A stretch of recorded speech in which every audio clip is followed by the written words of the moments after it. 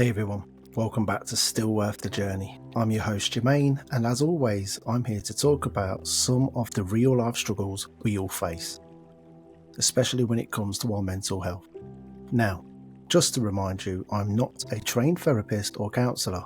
I'm just someone who's been through a lot, and I'm here to share what I've learned along the way, hoping it might help some of you out there who are struggling. Today's episode is about something many of us know all too well: anxiety.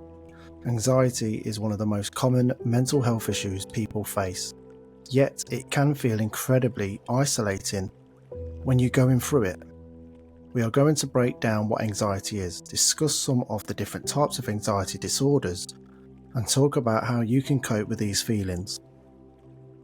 I'll also be sharing some personal stories about my own experiences with anxiety because, let's face it, this is something that's affected my life in a big way too. So if you're someone who's dealing with anxiety or know someone who is, stick around. We're going to cover a lot of ground today. Let's get into it. What is anxiety?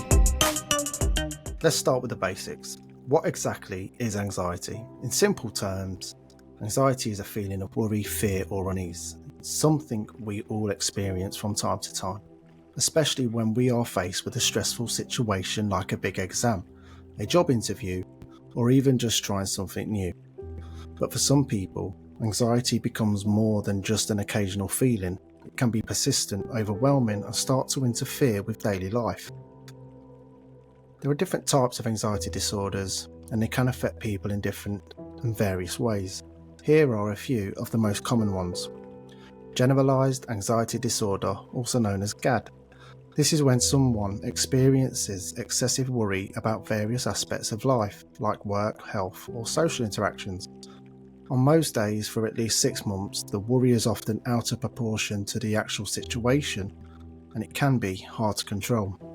Panic disorder. This involves sudden, intense bouts of fear, often called panic attacks. These can come on without warning and can include symptoms like a racing heart, sweating, trembling, shortness of breath, and even feeling of impending doom. Social anxiety disorder.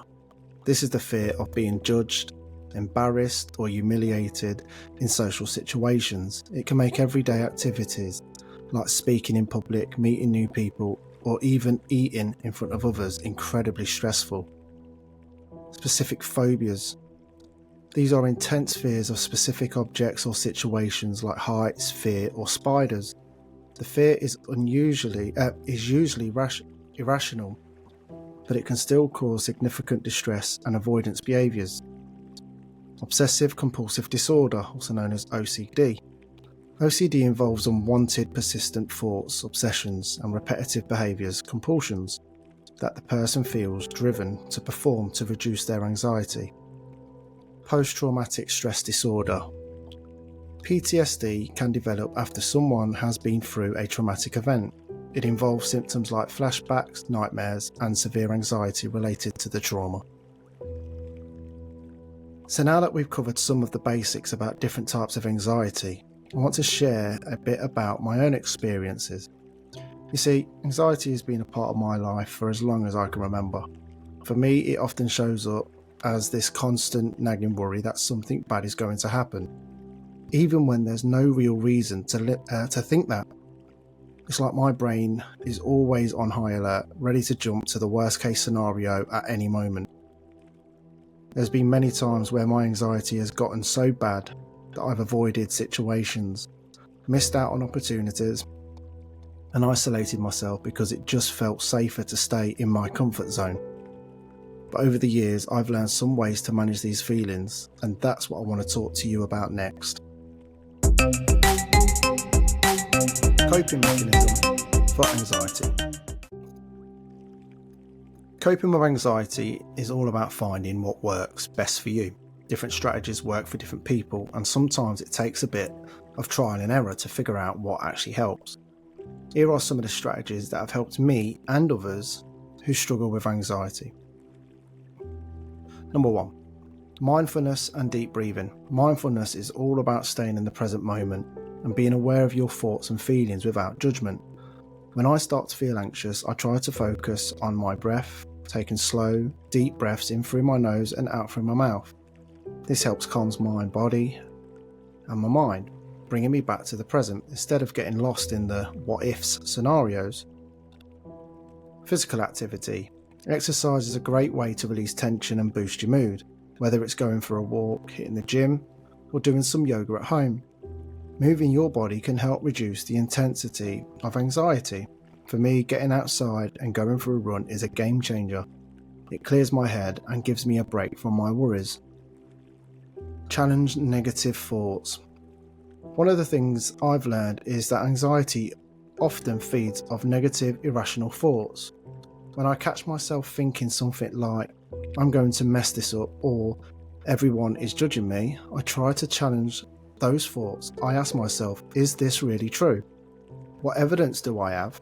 This helps me to put things into perspective and not get caught up in the worst case thinking. Number 4. Limit caffeine and alcohol. Caffeine and alcohol can both increase anxiety levels. Caffeine can make you jittery and anxious, while alcohol can disrupt your sleep and make anxiety worse the next day. I found that cutting back on both has made a big difference in how I feel day to day. Number 5. Practice self-compassion. When you're dealing with anxiety, it's easy to beat yourself up and feel like you should be able to handle things better. But the truth is, anxiety is not something you can just snap out of. It's important to be kind to yourself and recognise that it's okay to have these feelings. You're doing the best you can, and that's enough. Number 6. Seek professional help. If anxiety is severe or it is impacting your ability to live your life, it might be time to talk to a professional therapist. Counsellors and doctors can offer support and guidance, whether through therapy, meditation, medication, and a combination of all three. There's no shame in asking for help. It's a sign of strength. Personal stories are moving forward. I want to share a personal story with you that really highlights how these coping mechanisms can make a difference. A few years ago, I was going through a particular rough patch. My anxiety was off the charts and I was struggling just to get through the day. One of my biggest triggers was social situations. Just the thought of being around a group of people made my heart race and my palms sweat. There was this one event I had to attend, and I remember feeling so anxious that I almost didn't go.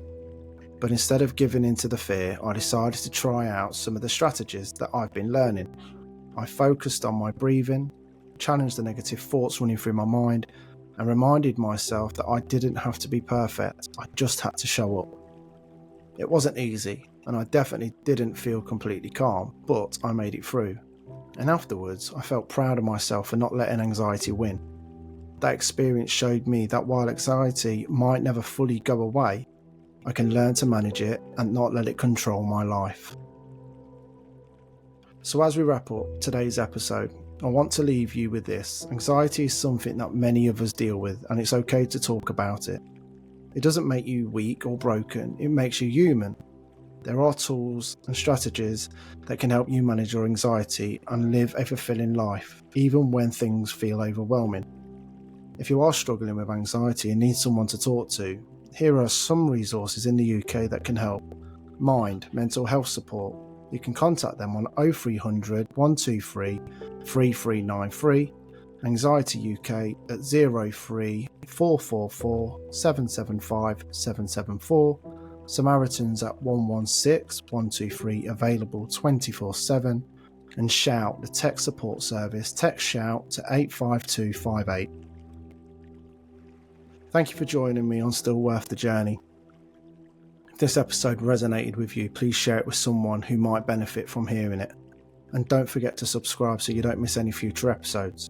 Remember, no matter how tough things get, you're still worth the journey.